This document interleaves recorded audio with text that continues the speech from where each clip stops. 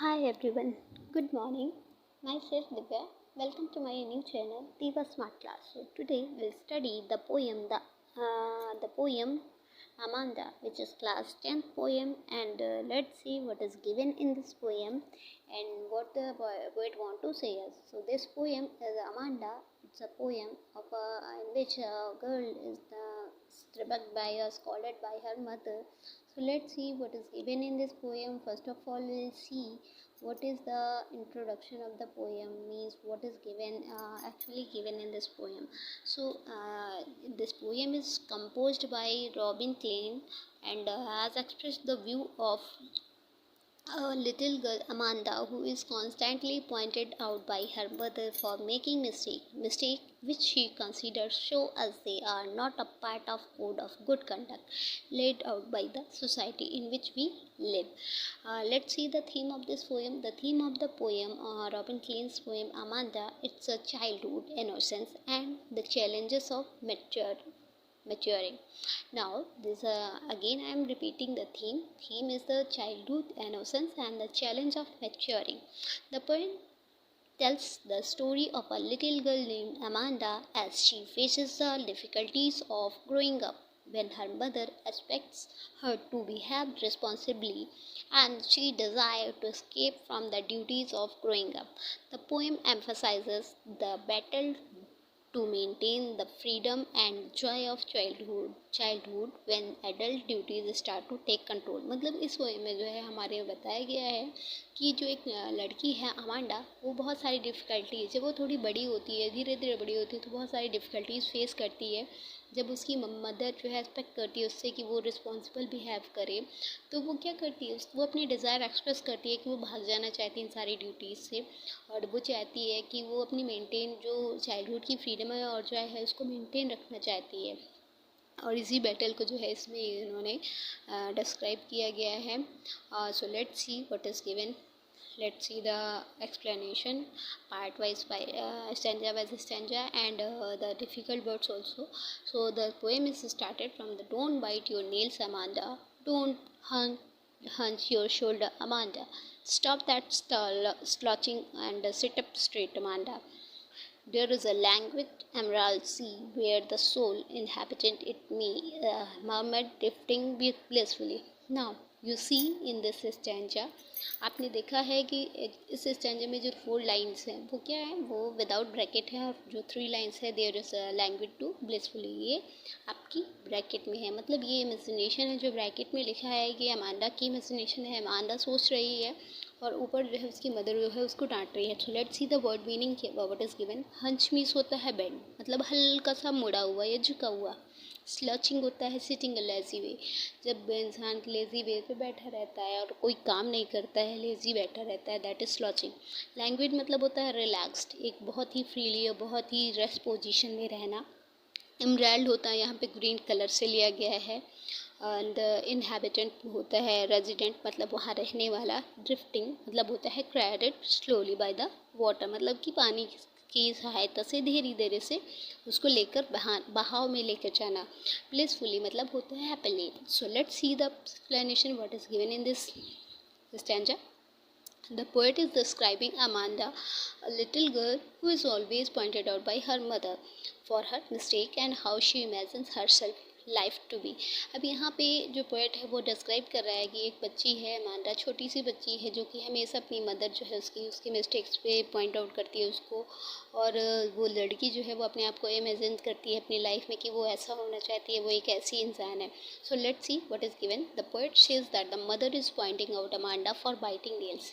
इस स्टैंजा में पोएट कहता है कि जो अमांडा की मदर है वो उसको पॉइंट आउट करती है अमांडा को कि वो अपनी नेल्स को क्या कर रही थी, काट रही थी, बाइट कर रही थी उसको.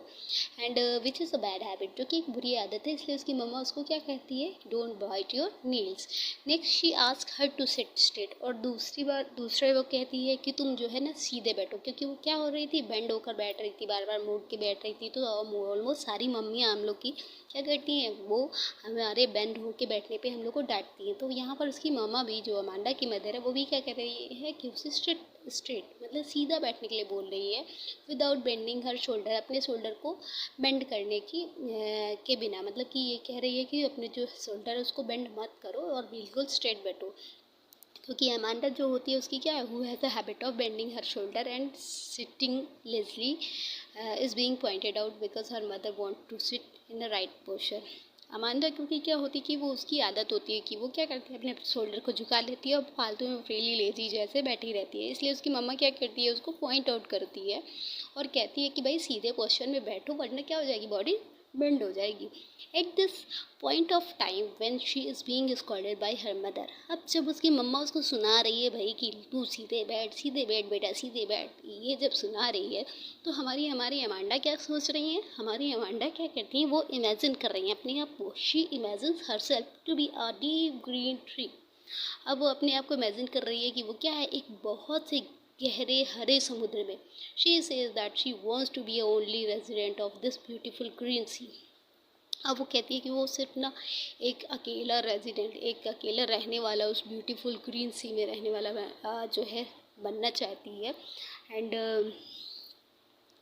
और वो कहती है she imagines her self like a mermaid, और वो अपने आप को इमेजिन करती है, अपने आप को कल्पना करती है कि वो क्या है, वो एक मरमेड के जैसे, मरमेड मतलब जो जलपरी होती है वो, who is alone there and leads her life in a very relaxing way, जो कि अकेली होती है और अपनी लाइफ को ना बहुत ही रिलैक्सफुल वे पे बड़े ही आराम से जो है जीती है समुद्र में।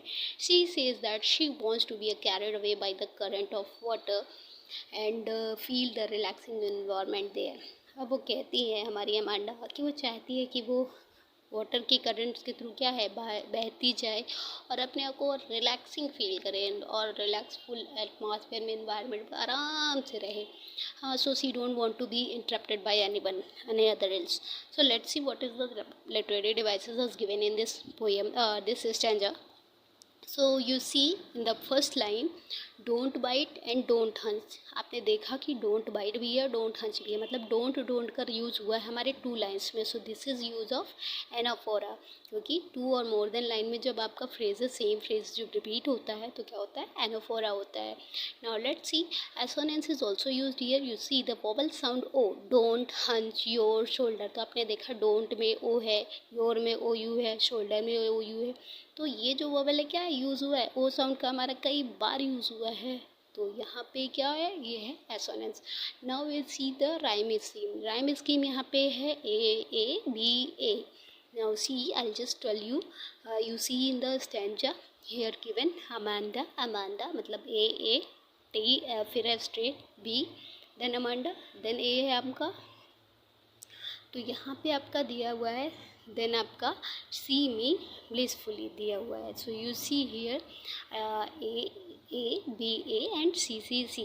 तो आपका ये राइमिंग स्कीम है, Amanda Amanda straight, then Amanda, then see me blissfully. Now metaphor is also use of word emerald sea. Emerald sea मतलब होता है ग्रीन कलर का सी, ठीक है, हरे कलर, समुद्र का हरे कलर को उन्होंने क्या किया है, एमराल्ड इसको बोलते। This is use of metaphor. Repetition आपका अमांडा वर्ड का कई बार यूज़ हुआ है, याद रखिएगा। अगर फ्रेज का यूज़ है कई बार तो वो होता है नाफोरा, और अगर सिर्फ वर्ड का यूज़ हुआ है, सिंगल वर्ड का यूज़ हुआ है कई बार, तो that is a repetition.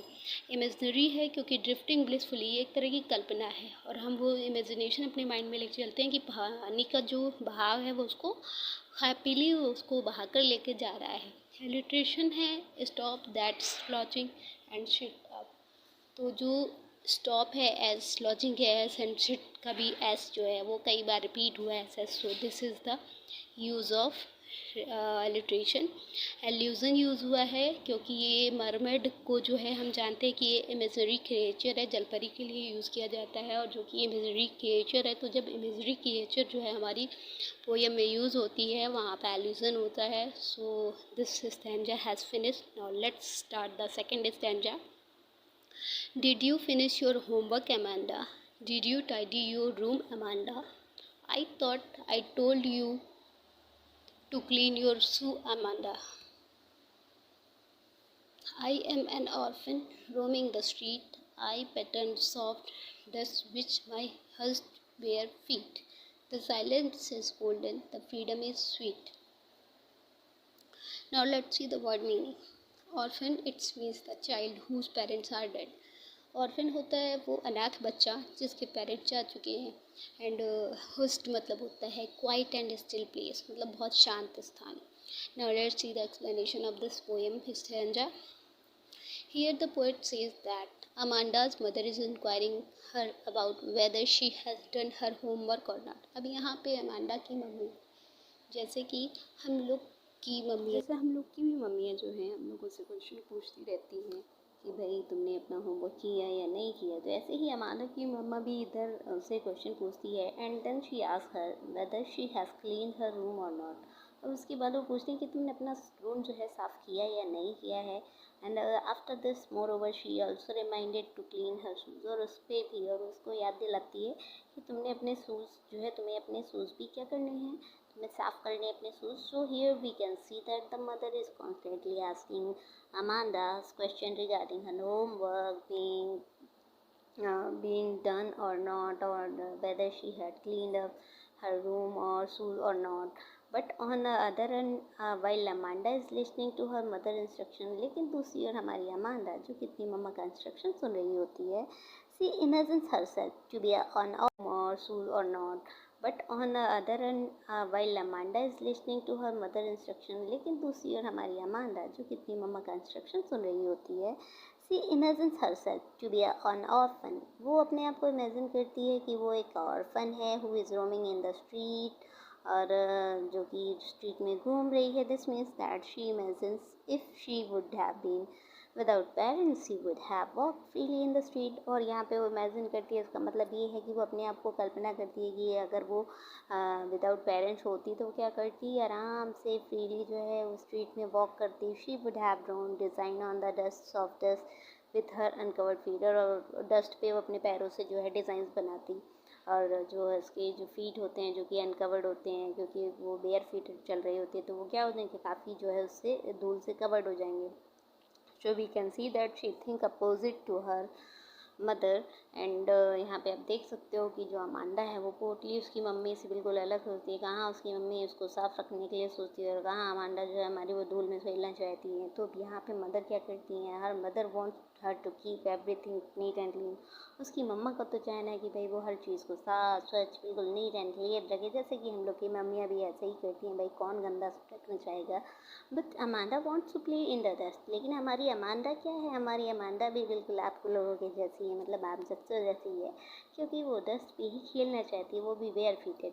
More over she so fed up of these constant instruction from her mother. और इसके अलावा भी वो क्या होती है, अपनी मम्मा की लगातार जो इंस्ट्रक्शन दे रही हैं कि ये करो वो करो वो करो वो करो. तो यहाँ पे जो हमारी अमांडा है वो पूरी तरह से बिल्कुल से फेडअप हो जाती है, बिल्कुल परेशान हो जाती है, बोर हो जाती है अपनी मम्मा की इन सारे इंस्ट्रक्शन से. दैट शी से साइलेंस इज़ गोल्डन. और वो इतनी बोर हो जाती है कि वो कहती है कि साइलेंस क्या है, वो गोल्डन है, वो बहुत ही अच्छी है, बहुत ही ज़्यादा सुनहरी है. Which means that silence is very crucial and precious. इसका मतलब है उसके लिए कि साइलेंस जो है उसके लिए बहुत कीमती है. Now see further she the freedom is sweet. और वो अपनी फ्रीडम को स्वीट बोलती है. This means that she never feels free when she is with her mother. इसका मतलब ये है कि वो जब भी अपनी मम्मा के साथ होती है कभी अपने आप को फ्री फील नहीं करती है. Now let's see what is the literary devices in this poem. So anaphora again it has use in the line did you finish और डिड यू टाइडी. तो डिड यू आपका 2 टाइम्स 2 लाइन्स में repeat हुआ है. इसका मतलब है कि यहाँ पे एनाफोरा यूज़ हुआ है. देन राइम स्कीम आपकी है AADAEEE.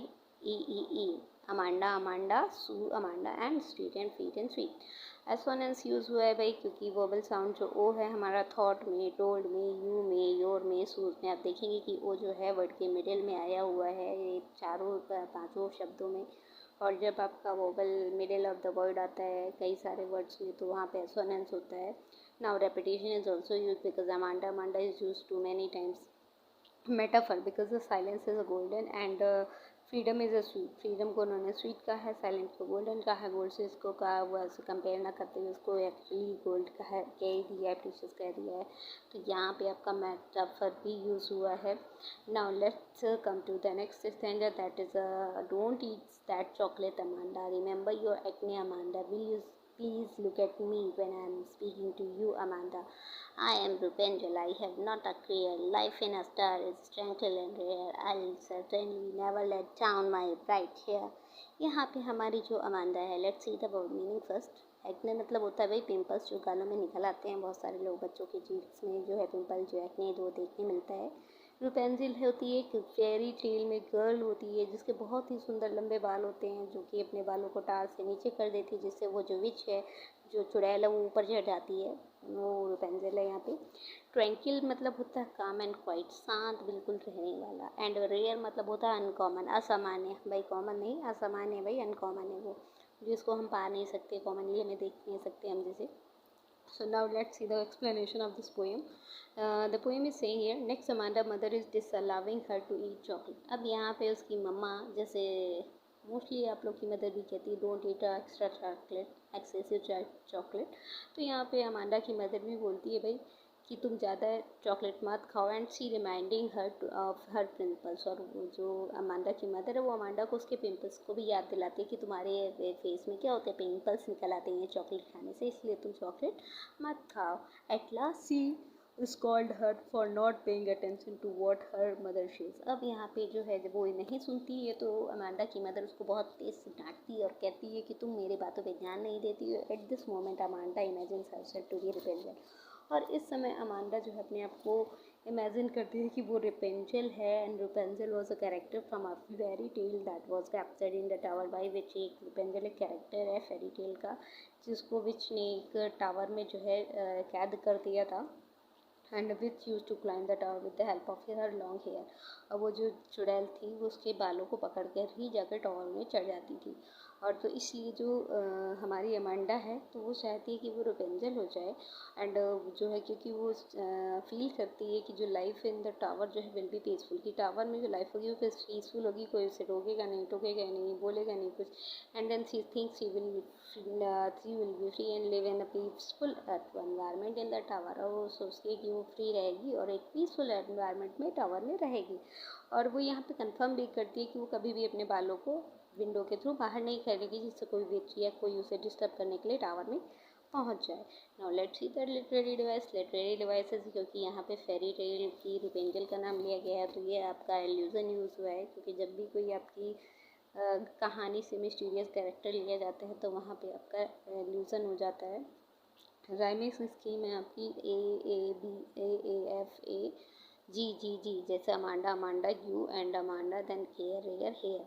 Now let's see the assonance is also used because the sound E and O is used many times, just like will you please look at me when I am speaking to you. तो यहाँ पे O और E का sound जो है कई बार use हुआ है कई सारे वर्ड्स में. So this is use of assonance. And consonance का है आर वर्ड बहुत बार यूज हुआ है यहाँ पे, जैसे रुपेंजल हो गया, have not care and bright hair.